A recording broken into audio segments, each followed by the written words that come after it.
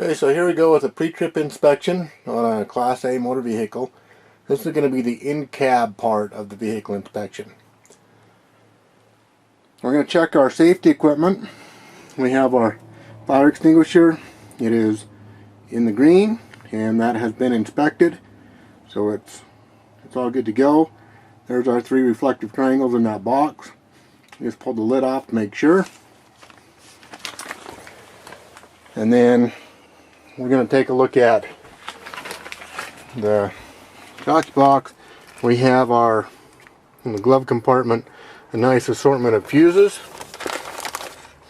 That's our safety equipment.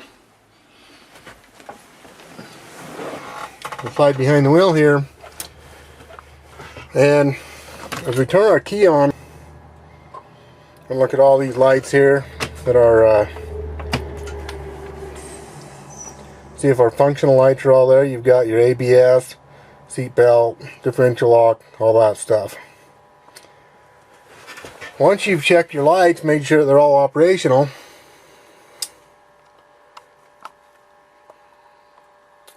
you want to make sure that you're going to do a safe start. So we'll move the camera over here.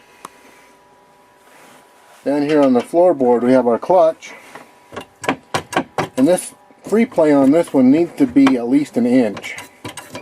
Okay, so the spring's giving us a little bit of static, and this has actually got about a 1/2 inch of free play. So we're going to write this clutch up and have it adjusted. So when you do your safe start, you want to depress the clutch all the way, okay, and then you want to make sure that you check the steering wheel free play before you start it. Okay, so you can see that. And a lot of times I'll just glance out the window and see exactly how much there is actually moving my tire. And then we need to make sure that our gear shift is in neutral. And now we're going to fire up the truck. And when we do that, we're going to watch the engine oil pressure. Next, we're going to depress the clutch slowly and let it out. And then we're going to check our oil pressure. As you can see, our oil pressure is, let me get my other visual aid here.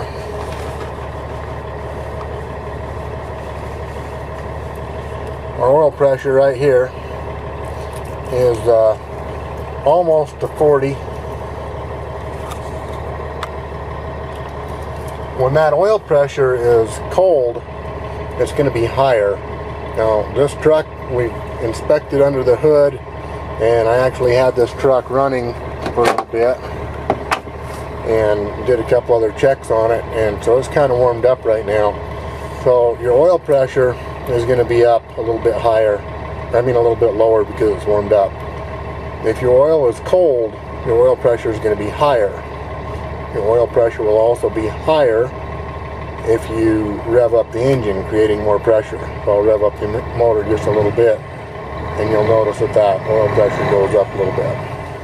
Water temperature is very important, because if it's not starting to rise,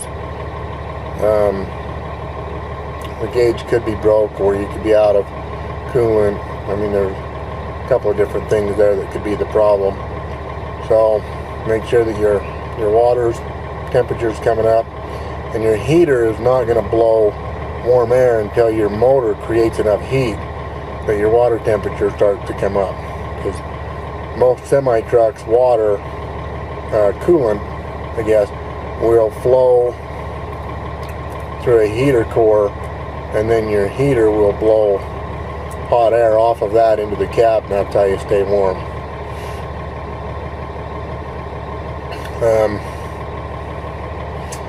We have our voltmeter right here below, and right there. And so the voltmeter,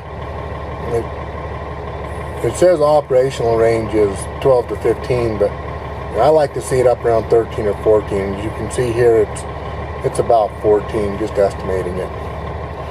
So over here we should have a primary and secondary air pressure, and that's going to be this one right here. And I'll just jump over the side here. This one says primary, and this one has a secondary. So that's your 2 tanks. That's the, if you remember right, that's the foolproof portion of your air system. So it's not putting all the eggs in one basket, so to speak. So that's your 4 gauges.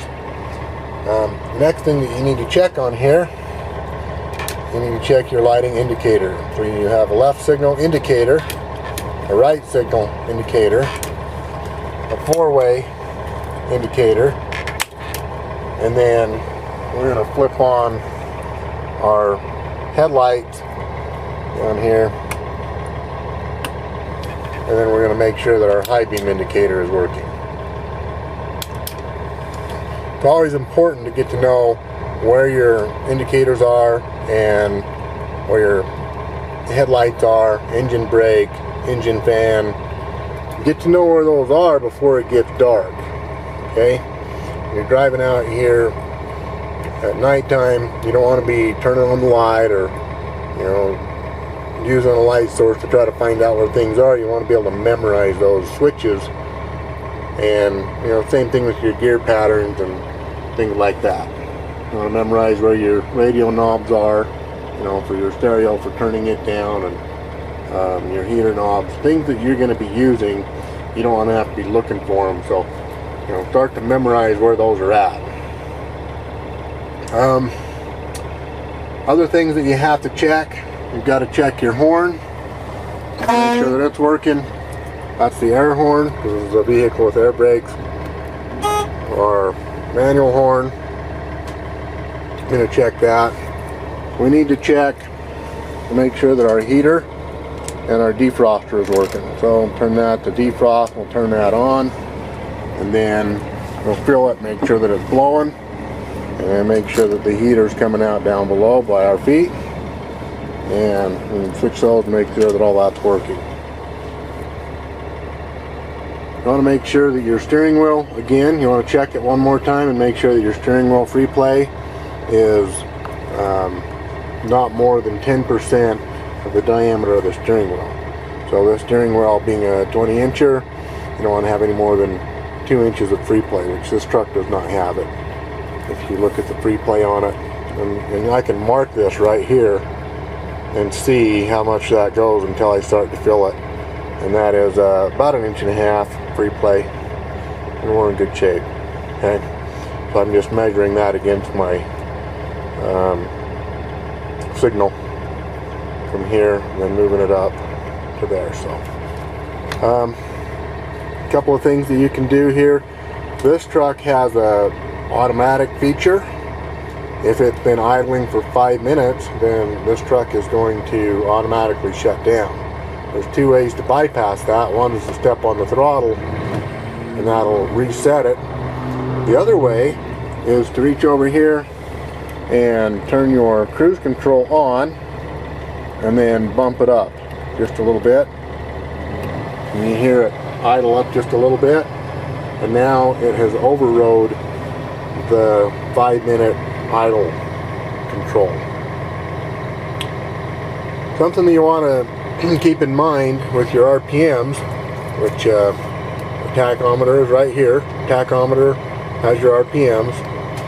Your RPMs, you don't want to rev those RPMs up high until your oil pressure, your vehicle starts to warm up and your oil pressure starts to calm down a little bit.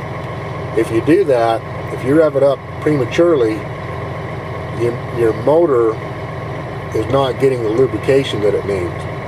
And so what happens is your motor is going to wear out prematurely, and it could cause a bunch of other problems. So make sure that your engine's warming up a little bit before you idle it up or rev it up. So next thing we need to make sure that we check is our mirrors and our windshield, and we need to check our wipers and our washer fluid. We'll check those. There's our washers, and our washer, actually I checked it and it is out of fluid. We're only going to need to add some washer fluid to it. Checking our mirrors. I like to have my mirrors adjusted to where I can see the rear tires in the mirror, and I can see part of the trailer as I'm driving down the road. And then right down here we have This is a sight glass for cars that get in your blind spot. Then we also have another mirror up here, a spot mirror, to try to help us out when cars get on our blind spot. Cars get in this area right here, and it's very hard to see them because this mirror doesn't catch them. You won't see them in this mirror, they'll be right below that mirror and in that blind spot. Very dangerous place for a car to be. So the people that are driving cars, remember, whenever you're driving next to a semi-truck right there, you're in that blind spot. Okay, so the next thing that we need to check is we're going to do what's called the final air brake check. And let me get over here to these gauges. So on a final air brake check, you can see the primary and secondary gauges right here. The primary and the secondary. Give you a little bit of those two. And so you can build that air up to 120, and you'll notice that these air gauges don't have little tiny marks that say like 101, 102, 103, 104. You know, you just got to estimate that. So if you look at that gauge, you know, it's about, this mark right up here is about in between 100 and 150, so that's going to be 125. So right now the needle is sitting on about 120. I'm going to go ahead and supply. We've got our wheels chocked. I'm going to supply by pushing these two buttons in. Okay? And so we push those two buttons in, and that is sending air back to release the springs that have been holding us. And if you notice, the air pressure just went down because of taking that air and sending that air back. Okay? So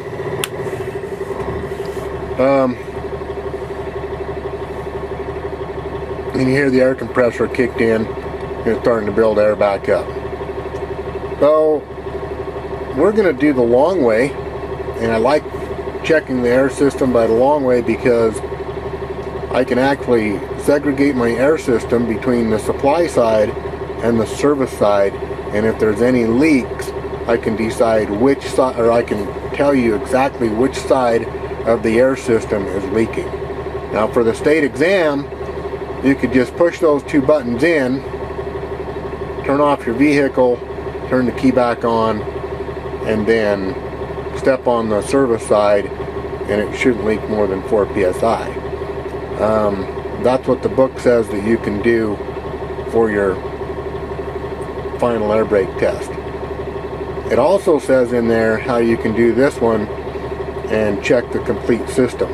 I like to teach the complete system, and you know, when you get time, you can double check and make sure that both sides of the system are working properly. When I say both sides of the system, I mean the service side and the supply side. Remember, the service side is blue, the supply side is red. So we've let our air build back up, and this is the philosophy. You just heard the governor kick out on the air compressor. So think about it like this. If you were to find a leak in a bicycle inner tube, you would want to put as much air as that tube can handle to find the leak. So when we are supplying the system and then building the air back up, that's putting more air pressure into our system so that we can tell if our system's starting to develop leaks or if it's pretty solid. But once we build that air pressure up to its 120 to 140, I'm going to go ahead and turn the truck off, turn the key back on to make sure that our gauges are working properly, and we're going to watch this for 1 minute, and those lines should not leak any more than 3 psi. Now, like I say, it's hard to see exactly where 3 psi is because most semi-truck gauges will not give you a gauge that runs by ones. They'll give you a gauge that will run by quarters like this one does. 0, 50, 100, 125, 150. So after a minute has went by, we're going to notice that these gauges have not leaked more than 3 psi. We're talking about this one and this one. They haven't leaked more than 3 psi, so that means the supply side is very secure, and it's exceptional well in this truck. So now what we're going to do is we're going to step on the service brake right down here, and you can't see it. Now you can see it. We're going to step on the service brake. We're going to apply 50 to 90 psi right here. If you look on your application gauge right here, it just came up, so I can make that go up higher if I push on it harder. That's our application gauge. It tells us how much pressure we're putting on it. And you notice that the air gauges just went down about 10 psi. That's because we just sent air all the way through our service side, and it has filled up all of our air canisters. And of course those air canisters are pushing the push rod out, which in turn makes the brake go against the drum. Remember, if your brakes are not in adjustment, doesn't matter how much air pressure you put to them, they are not going to contact the drum. So we're going to wait 1 minute, and again we've got to estimate this and make sure that it doesn't leak any more than 4 psi. That's according to the state manual. We're going to let go of that, and we're going to check our low air warning light now. We're going to fan this off by stepping on the brake and letting off the brake. It's called fanning the pedal. So we'll step on it, let it off. And if you look over here on the right side, to try to get both gauges, you'll see the application gauge goes up, and you'll see that in the left side of the screen. So right side is the application, left side is going to be the supply gauges. Step on that, let it down, step on that, let it down. Our low air warning light came on at 60 psi. I want you to notice something here. I can step on this, excuse me, I can step on this service brake. We have no more than 70 psi in our tank. What do you think the maximum is going to be on our application gauge? I'm going to step on it as hard as I can. Is it going to go any higher than what we have in the tank? Absolutely not. You see the correlation there? So we've got about 70 in that bottom tank right here, and it's not going to give us more than 70 because that's all we have. So think about that. And what that means, when you don't have enough air, you're not going to be able to send any air back to your brakes. So we're going to step on this and continue to fan it off, and something should happen between 20 and 40 psi. And if you look at the top gauge there, something should happen here any second.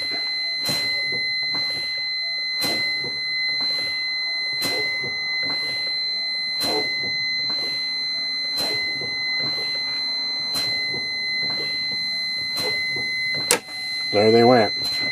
So your bottom gauge is at about 40, top gauge is at about 20, so they'll pop out somewhere between 20 and 40 psi. And what just happened is these two buttons, or emergency buttons, or park buttons, or supply buttons, they all do the same thing, they just give it a different name. They came out, which would be the same as if you pulled on them. So think about it this way. When you push them in, you're supplying your system. When you pull them out, you're parking. When they come out on their own, they're emergency. Alright? But it's all the same system. They just give them a different name for the different actions that you have. So I'll try to put a little more light on these buttons here. You can get a better look at them right here. There you go. So there's your parking, and there's your trailer. Air supply, parking brake. Don't get tied too much about that, because if I'm parking my semi truck on a hill I'm going to pull them both, especially if my trailer has spring brakes on both, on the trailer axles and on the tractor axles. But once we've done that part of our system, we're going to go ahead and start our vehicle back up, and then we're going to make sure that it builds there in a reasonable amount of time. So on some of the older trucks, you run into problems where they don't build air fast enough for you to use your brakes very much. So when that happens, you need to get a little upgraded air compressor. So while we're building up our air, we can put the vehicle in drive and we can actually test our brakes. Now we're going to go all the way to the floor and engage our clutch brake so that we don't grind our gears. And then we're going to let out and we're going to tug on this truck just a little bit, very gently, just enough to see if it's going to move. So you can see it's not going to move, and we're going to let off and we know that our park brakes are working. Now, before we drive anywhere, we're going to make sure that our safety belt works. We're going to put our safety belt on. We're going to check our service brake by driving 5 miles per hour, and we can check our trailer service brake right here by pulling down on this Johnson bar right here, and pull that down to make sure it stops us. You're going to want to check both this one and the floor service brake, which is this one, and then make sure that your park brake works for your tractor and that your park brake works for your trailer, and that you're aware of how many spring brakes it has and all that good stuff. Anyway, that is going to be the conclusion of our in-cab vehicle inspection.